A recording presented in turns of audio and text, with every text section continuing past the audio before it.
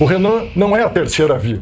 O Renan, para mim, é o único caminho a ser seguido. A responsabilidade que eu tenho como gaúcho é gigantesca. Eu não vou decepcionar os gaúchos e muito menos o povo brasileiro ao lado do Renan. Quando nós olhamos para o Renan, olhamos e vemos um homem de 42 anos. Eu olho o Renan, vejo este homem de 42 anos, mas também vejo em ti, Renan, um espírito milenar.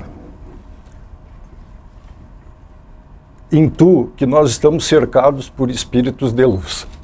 E não necessariamente só os corpos físicos aqui presentes.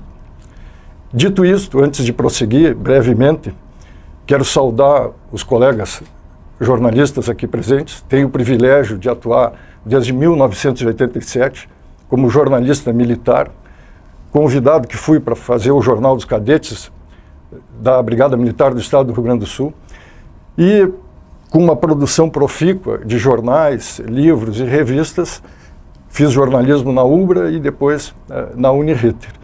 Então quero saudá-los nessa condição e elogiar, reconhecer os veículos da RBS, da Rede Record no Rio Grande do Sul, que trataram o lançamento pelo Renan da nossa pré-candidatura à vice-presidência da República com muito respeito e profissionalismo.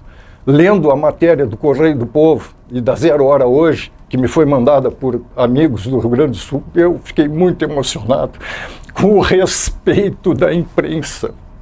A responsabilidade que eu tenho como gaúcho é gigantesca. Eu não vou decepcionar os gaúchos e muito menos o povo brasileiro ao lado do Renan. E oro todos os dias para o povo brasileiro olhar com o respeito que nós olhamos para o Renan e ungí-lo com a presidência da República. Porque eu sinto no meu coração, o Renan não é a terceira via. O Renan, para mim, é o único caminho a ser seguido, pelo histórico do governo atual e o histórico do governo que eventualmente poderia ser exercido por Flávio Bolsonaro. Considerando o histórico político de ambos, onde a improbidade administrativa, usarei um termo genérico, ela foi vilipendiada. E quando eu olho para o Renan, e vou concluir agora, eu lembro do artigo 37 da Constituição Federal do Brasil. Lá estão elencados os princípios básicos da administração pública. E é fácil memorizarmos, porque a palavra alude à limpeza, limpe, legalidade, impessoalidade, moralidade,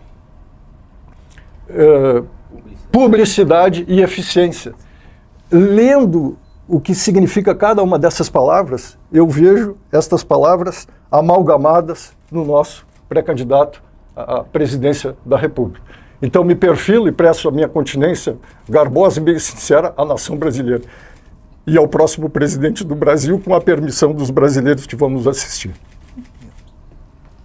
Presidente.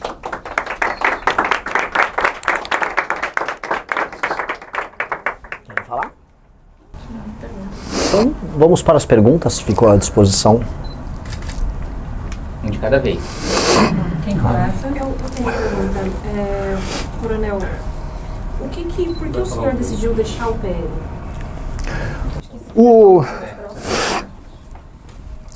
Em 2018, eu olhei a candidatura de Jair Bolsonaro contra tudo aquilo que nós estamos vivendo naquele momento do país e decidi apoiá-lo como eleitor.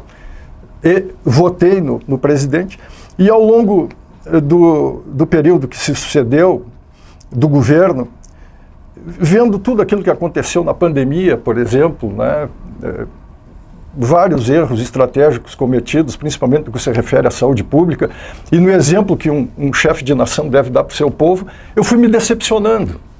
E aí, em 2024, ainda concorri lá a vereador em Porto Alegre pelo PL, fui boicotado, o pessoal não me botou na televisão, talvez por eu ser um homem independente, né? Não me guio aí por vaidades, muito menos por aspirar a algum benefício pela candidatura. Então, vi o surgimento do Missão, agora, ano passado, um heroísmo e bravura, idealismo e destemor nessa juventude que o Renan reúne. Eu não pensei duas vezes, estava lá, gosto muito de animais, vivo resgatando cachorro na rua com a minha filha. Gostei. Fiquei feliz de saber que a Amanda também faz o mesmo. Tenho 10 cachorros que eu peguei abandonados na rua, 5 deles dormem ao redor da minha cama e me sinto muito protegido com eles. E por todas essas circunstâncias aí, eu vendo que o Missão tem esse DNA com a pureza que tem o Kim, perdoe-me, deputado, o atrevimento, eu lhe vejo, o senhor transpirando amor ao Brasil, bondade, principalmente pela sua descendência japonesa, que para nós é um paradigma de reconhecimento. Eu disse, vou lá me apresentar para o Missão, não vou só cuidar dos meus pet filhos aqui, de outras espécies, mas vamos lá ajudar esses moços e essas moças. Amanda Vettorazzo, Ana Ehring, falando contra facções criminosas. Olha a coragem das mulheres representantes do Missão, deputado Renan. Eu vou ficar lá na minha trincheira? Não, peguei, tirei o pijama, o pessoal em casa protestou um pouco, mas eu disse, não, eu vou lá me apresentar. Me apresentei, quis o destino que o Renan fizesse essa convocação agora. Eu tenho uma dúvida, eu tenho para os dois, na verdade, o senhor, há quanto tempo que o senhor está afiliado à Missão e para o pré-candidato, para os dois também, assim, quais que serão as pautas prioritárias da chapa dos senhores? Eu vou responder a primeira pergunta e, naturalmente, o presidente tem muito mais legitimidade para falar sobre o restante da pergunta. O deputado Kim foi ao Rio Grande do Sul, dia 13 de abril, a juventude do Missão lá no estado me convidou, levei a minha filha, Natália, 29 anos, também protetora de animais, tem um banho e tosa. O Kim me encantou, eu já estava bem influenciado pela minha filha, com 29 anos. Aí depois de ouvir ele falar, foi feito um chamamento ali, Alexandre, nosso chefe do Estado-Maior aqui, do grupo do Renan, fui lá, me apresentei, me alistei no Exército da Missão. Sobre a agenda de Brasil, eu sempre coloco em todas as últimas entrevistas, já nem em ordem de prioridade, ordem de execução. Na transição a gente precisa passar a PEC do equilíbrio fiscal, que em 10 anos economiza 3,3 trilhões de reais, porque a crise fiscal que o Brasil está entrando ela é assustadora.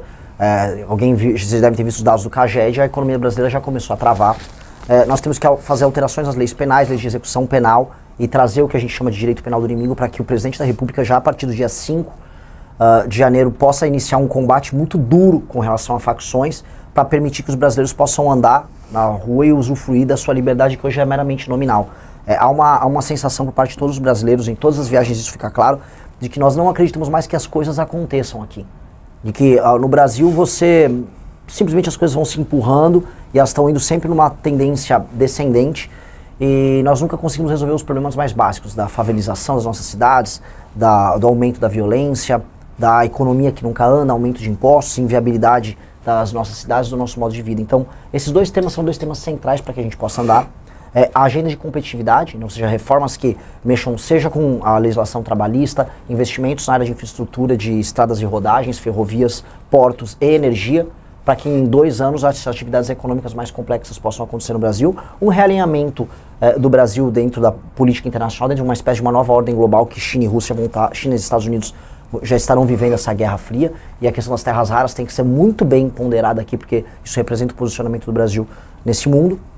E, por fim, acho que seriam os 2 últimos anos do meu mandato, a lei de responsabilidade gerencial. Infelizmente, acho que é um tema muito grande para eu tratar aqui na coletiva, mas seria a verdadeira reforma política que o Brasil precisa para que o Brasil nunca mais fique na mão do centrão. Hoje o país ele vive um regime em que um centrão, que tem mais de 300 deputados federais e uma plétora de prefeitos espalhados pelo Brasil, essas pessoas vivem da compra de voto, criaram um sistema político inviável, e aí o Brasil, que fica inviabilizado, acaba dependendo de decisões de entidades anômalas como o STF, que se torna um verdadeiro poder executivo ou legislativo, dependendo do dia.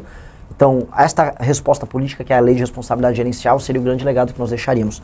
Dei a ordem aqui, basicamente de prioridade, porque para resolver os problemas brasileiros vai precisar seguir essa ordem.